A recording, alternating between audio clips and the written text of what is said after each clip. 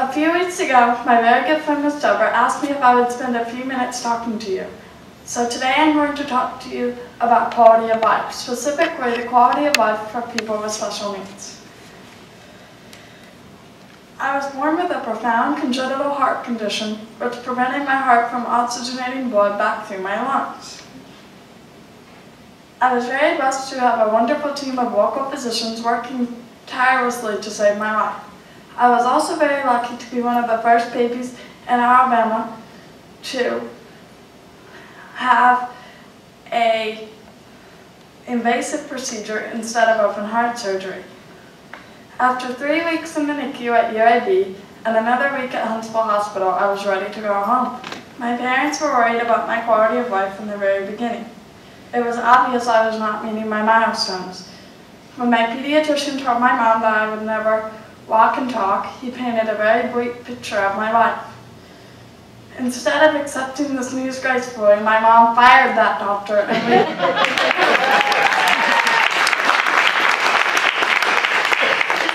we began a life-changing journey that would take us to a whole bunch of places and people who would make a profound difference in my quality of life. Today I stand before you, obviously able to walk and talk. My mom actually tells people I came out talking. I love to talk. I love public speaking. 2 years ago I gave a 4-H speech at the county contest and won. $50 and a silver plate. My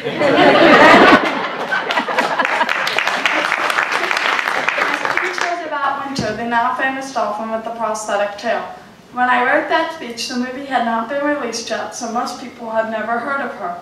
Winter is one of my heroes. I have many heroes, and I would like to tell you about a few of them.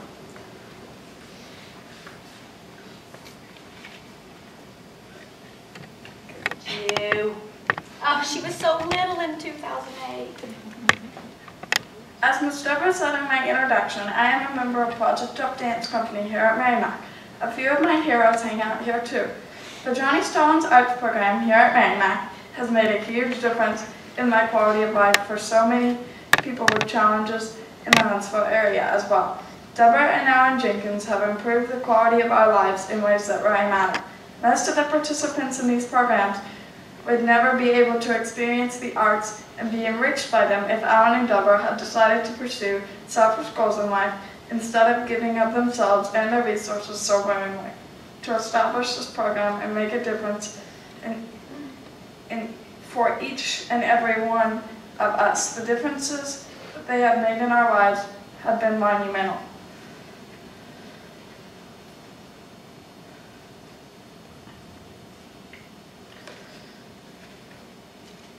When I was 4 years old, I met a little girl with Down syndrome at a birthday party. I played with her at the party and never saw her again until 4 years later when I walked through the door to my first Dance Your Dreams class at Merrimack Hall. Little did I know, Darby would quickly become my best friend. She is a great example to me. Besides having Down syndrome, Darby has had leukemia 3 times since I've known her. And in spite of it all, Darby is the happiest, most positive person I know. She is selfless and always giving back. It was her idea to have a joint birthday party this year with myself and our other friend Zara and asked for donations to Merrimack. Instead of gifts, we presented Miss Deborah a check for $905.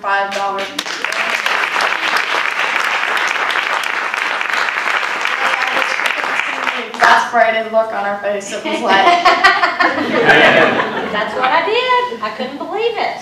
$905 that they raised in lieu of getting birthday gifts for themselves for their own programs. We got a few extra gifts from Anna G and Anna C. So. Oh, well, and I gave you a gift. Yes. Okay. And you did. And okay, good. I'm glad you got some gifts. Okay. Then there are Robin and Cammie. When I first met this dynamic duo, they were painfully shy. Neither of them would look at you or talk above a whisper. Today, they talk incessantly and very loudly. In a short 2 years, they have overcome their shyness. Performing in a group of peers has allowed them to gain much needed self-confidence and completely brought them out of their shells.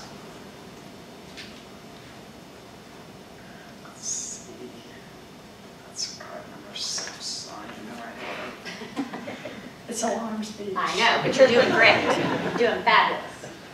Another friend of mine is named Eliana. I love her because she is a mini-me. She is several years younger than I am, but she too is afflicted with spastic cerebral palsy. She has a much more severe case than I do. She has always been dependent on canes or a walker to be able to walk. Nothing stops Eliana from accomplishing what she sets her mind to. Besides dancing together, we played on the same Miracle League baseball team for several years. She is an awesome hitter. Her dad wheels her around the bases on a dolly, but I know one day soon she will run those bases on her own 2 feet. She has gotten stronger and more determined since she has been in Dancer James, and she has walked short distances unassisted for Miss Harry and Miss Deborah.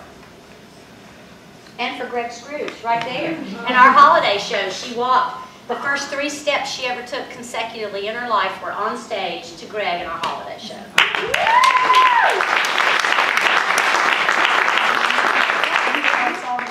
Huh? Now you know. I have cited several examples of children with severe afflictions and challenges that might normally impede a person's quality of life. What makes the difference between a person who overcomes and one who succumbs? The answer is found in our quality of life. I believe that our quality of life is determined by who we choose to surround ourselves with. It is about living every day as if it were your last, seeing the joys in life, appreciating the beauty in nature, and accepting every hardship with perseverance, faith, and willpower. As you can see, me and my friends have a splendid quality of life thanks to our participation in the Johnny Stones Arts Program at Merrimack Hall and the support of our families. My cards are stuck together. Thanks. Let's see. But what about those people in our community who don't really have a good support system? People who are left out, marginalized, or turned away because they are different. Don't they deserve a good quality of life too? That is for you yourselves to decide. Deborah tells me that you are all leaders in our community. So I would like to pose a couple of questions to you. What does it matter that people with special needs achieve the best quality of life possible? And what can you do personally to make a difference in their lives?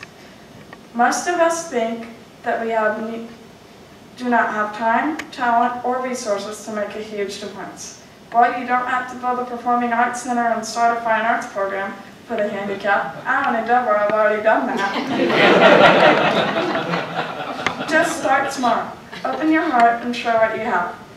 You can always do more later if time and resources permit. There are hundreds of ways you can make a difference and improve our quality of life. Let me give you a few examples. A little help here? Yeah, there you go. Thanks. If you love dogs, you could open your home to foster a therapy dog. If you love horses, you could volunteer at a hippotherapy program. You could start a Girl Scout troop or a Boy Scout troop or a 4-H chapter for kids with special needs. If you are into sports, you could organize a bowling league, fishing tournament, or golf tournament, or coach a Miracle League team. The possibilities are endless. Of course, if you do love the arts, we would love to have your help at Merrimack. Just pick something you love and share it in our community.